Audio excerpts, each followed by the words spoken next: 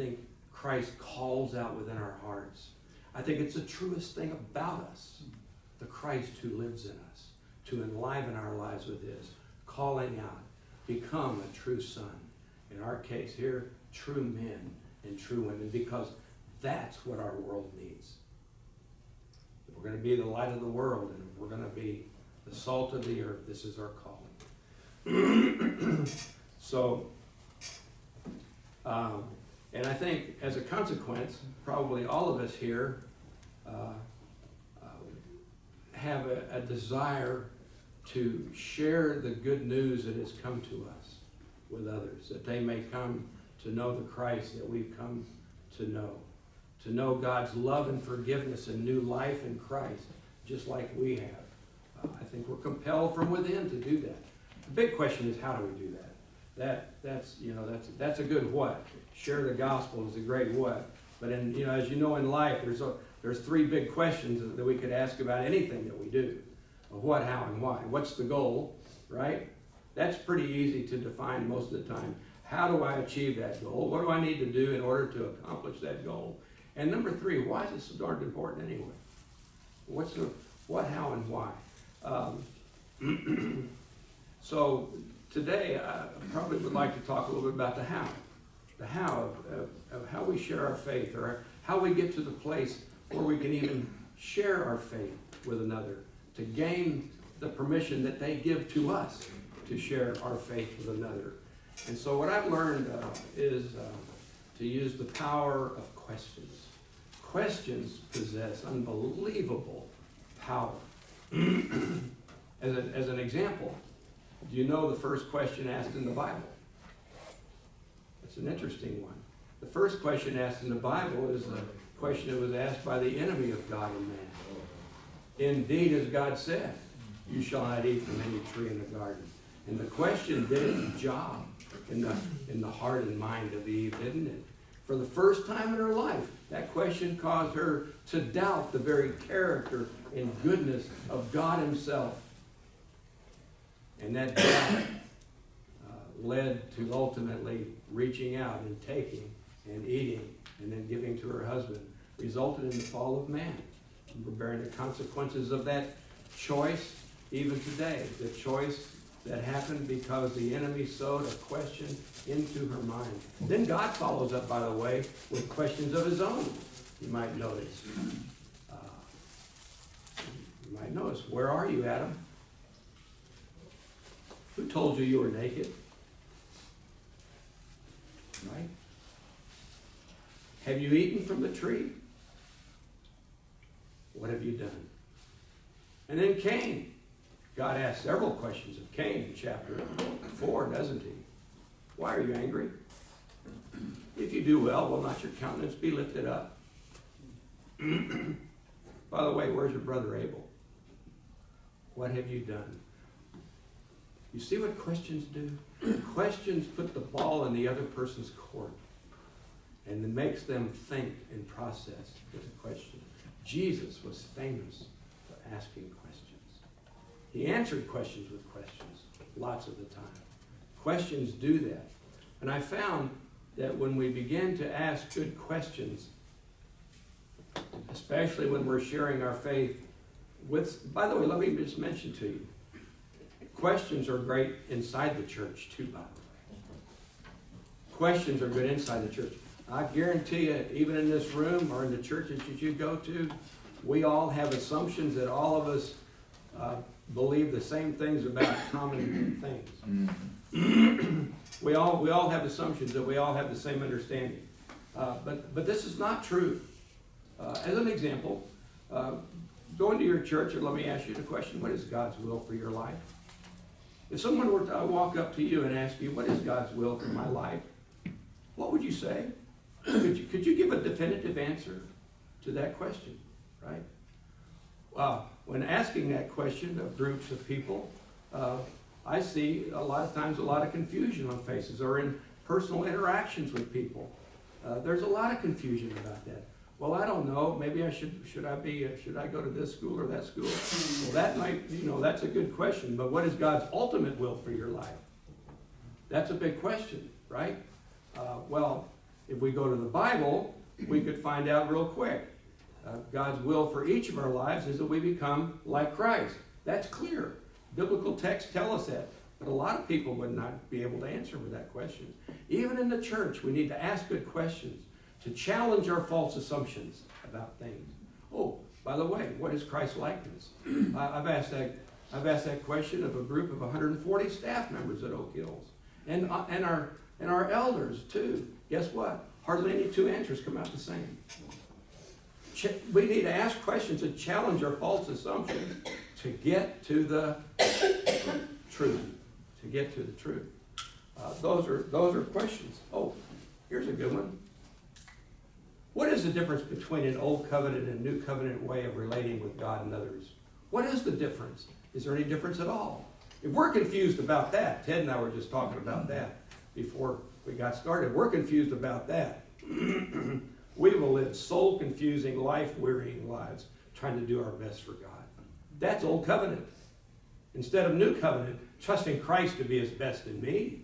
That's a whole new thing. So questions are good even inside the church. Great questions asked. Give you another good example. In our churches, there are a lot of people who may be professing believers but not possessing believers. I run into this all the time now. I'm finding one of the best places for evangelism is inside the church. Interestingly enough, right? Just as an example, not long ago, a man called and said, "Jim, I don't know you, but I met you once, but you meet with somebody that has been a young man that says that talking to you might be helpful. Would you meet with me? I'm in trouble. What are you in trouble with?" "I'm in trouble with pornography. I've been an addict to pornography for 25 years. It's ruined my life. It's ruined my soul. It's ruined my thinking. It's ruining my marriage. And I can't get free. I've been to counseling. I've been to group, and nothing helps." I said, "Well, I don't know if I can help either, but we can sure sit down together." And so we sat down together, and I began to ask him, "Tell me your story. Just tell me your story." That's a question, isn't it? Would you tell me your story? People are glad to open up and tell the story, and once they start telling the story, as you go along in there, you can ask questions to clarify points of the story. While I listen to his story, then ask him, "Well, tell me your spiritual story." I've been in church all my life. I grew up in a mainline denominational church, and then we went to a Protestant church, but I've been in church all my life. And I'm sensing in his story there's something missing.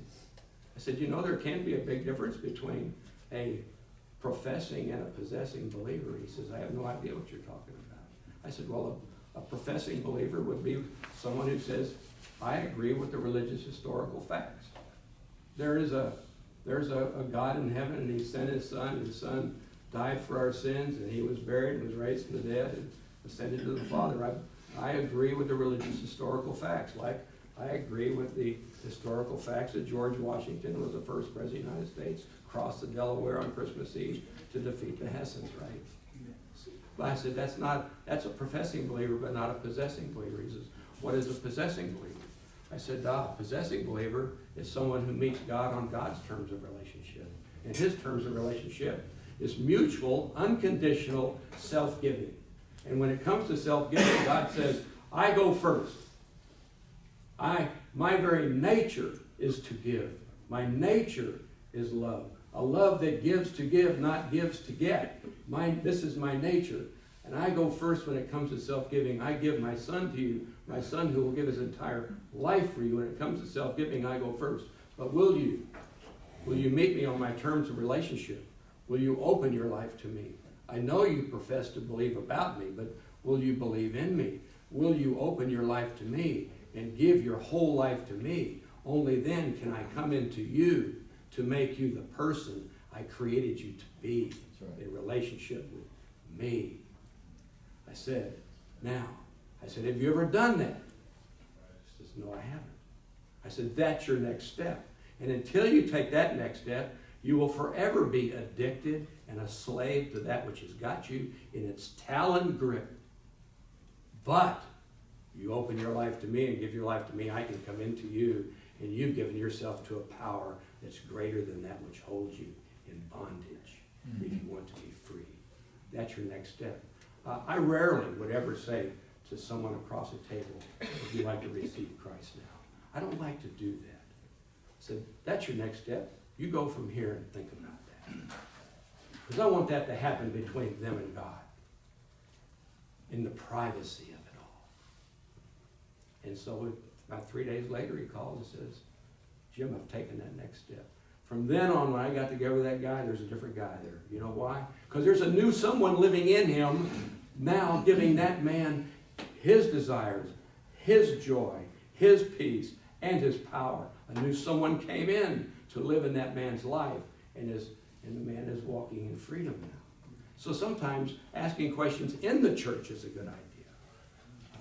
But then when we deal with people outside, the outsiders, as Paul wrote so wisely, golly, what great words in Colossians 4. Conduct yourselves with wisdom towards outsiders, that is, unbelievers.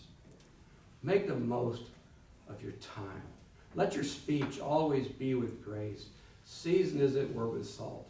Listen to what he says, so that you might know how to respond to each person. This is not a cookie cutter approach. Just take the 4 spiritual laws and lay it on somebody. This is a whole different approach. We meet somebody where they are so we can introduce them to the Christ where they are. And this takes some relational practice. But I found questions are the best way to get at it. The questions, once again, are tilling the soil, preparing a person's heart to receive seeds of truth.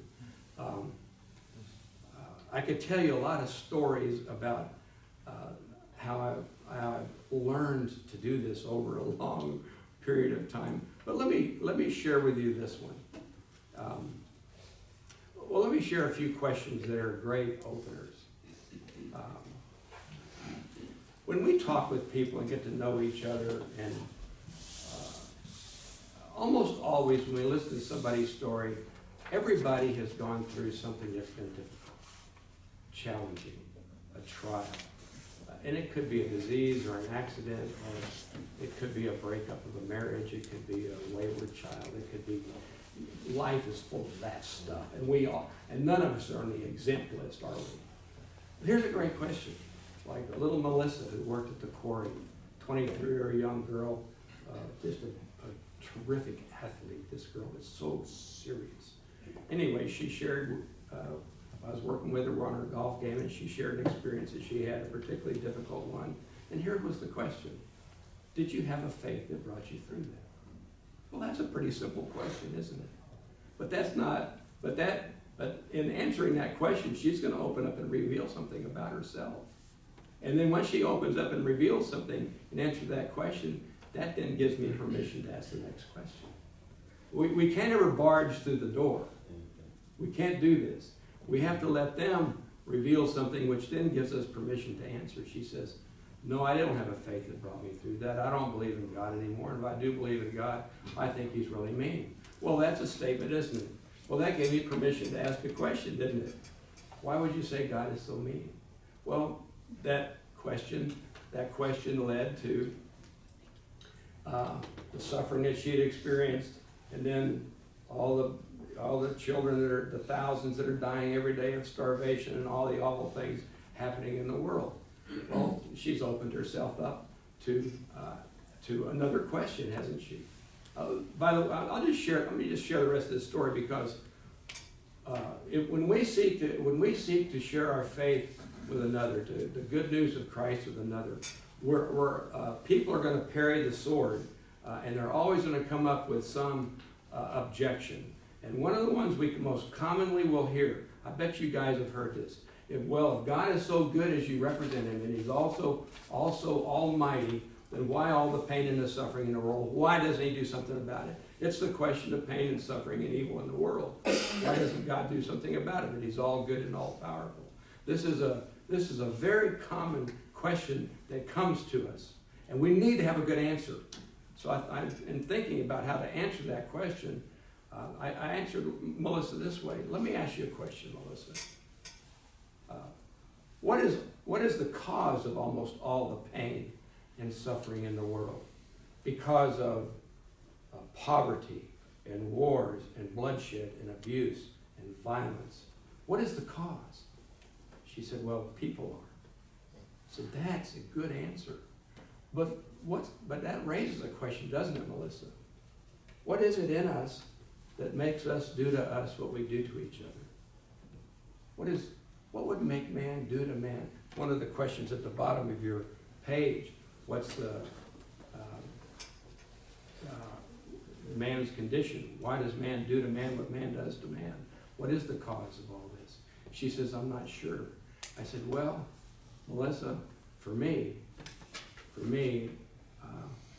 wonder if it's not selfishness. The selfishness that exists in man that puts my interest ahead of another's and even uses others to get what I want. And I said, would you agree? She said, yes, I would. I said, well, have you ever noticed that there's a tendency to selfishness in you? There sure is in me. And I said, I've come to realize, Melissa, maybe you have too, that not only have I done wrong things, but I've come to recognize there's something wrong in me that makes me do wrong. Would you agree? She says, yeah. I said, so what would God have to do then to eliminate all the pain and suffering on earth? How far do you want him to go with that? If you had just thought a bad thought and you're getting ready to act on that thought, would you want God to give you a stroke so you couldn't act on it? If you're getting ready to say something that's going to be particularly hurtful, would you want him to paralyze your tongue forever? How far do you want him to go when it comes to eliminating pain and suffering? You see, the problem is, with humanity, we're all infected. So what would God have to do ultimately to eliminate all pain? He'd have to show up like a divine exterminator and exterminate the whole planet because we're all infected. But God loves you, Melissa, too much to do that. He wants to forgive you for your wrongs, but most important, that only to clear the way for him wanting to come to live in you, to give you himself, so that you become a part of the solution on earth, no longer a part of the problem. And now that puts the ball squarely in her court, doesn't it? Would you receive what he's offering? Well, but you see how the questions lead to one question, leads to another question, and ultimately sometimes it even gets to the being able to share the gospel. Sometimes it doesn't. Sometimes it doesn't. And I don't believe we ought to ever go into the thing thinking, well, I hope I can close the door today and close the sale. I don't think we should do that. I think we're going in there to learn about another person, develop a relationship, ask some honest questions, and let them go just as far as they go. We got a few more minutes. I'll share with you another story that gets to the 5 questions on your page. About 3 or 4 years ago, a man that I give golf lessons to, a very wealthy oil man, called and said, hey, Jim, can we get together for lunch at Bill Miller's? I said, sure. So we got together. He said, well, Jim, my daddy always told me, he says, if you ever want to know what it's all about, Jeannie, read the Apostle Paul. So he says, Jim, he says, I understand you have a Bible study or two. Hey, do you know anything about Paul? I said, well, I've read Paul. And so we had a conversation about Paul's life and Paul's message. And he said, well, every month I get together with 12 guys down at Fredericks. We meet in a little private meeting room there. Would you come talk to us? We're all over 80 years old. We're all over 80 years old. Would you come talk to us? I said, I'd be happy to. So we got together at Fredericks, and after lunch, he says, okay, Jim, what do you want to talk to us about? I said, well, I really don't want to talk to you all about anything. What I would like to do with you, though, is enter into a dialogue, a conversation. And I said, would you all be open to that? And they said, yeah. I said, well, what I'd like to do then is just to begin with a question. And let's just see where the question takes us. Okay?